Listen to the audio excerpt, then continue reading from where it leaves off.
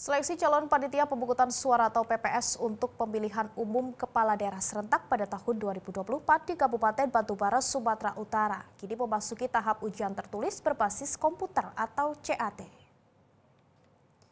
Ujian tertulis calon PPS digelar di SMK Budi Dharma, Kecamatan Air Putih, Batubara selama 4 hari, mulai Rabu 15 Mei hingga Sabtu 18 Mei 2024.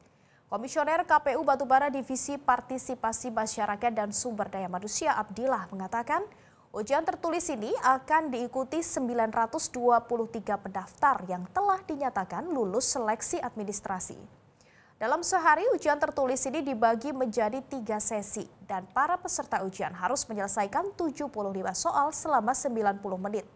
Materi yang diujikan meliputi pengetahuan umum, wawasan Pancasila, sejarah, dan kepemiluan.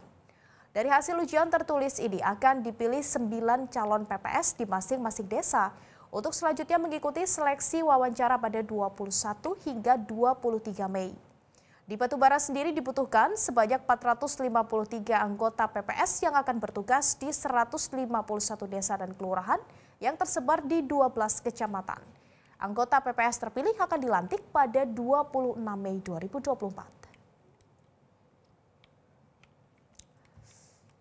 Hari ini kita hari pertama melaksanakan ujian CAT untuk PPS dimulai tadi pukul 9.00 dan berakhir nanti dengan pukul 16.00. Ini kita memakai hari ini 3 sesi selama 4 hari dari tanggal 15 sampai dengan tanggal 18 Mei 2024. Yang lulus administrasi itu sebanyak 923 orang.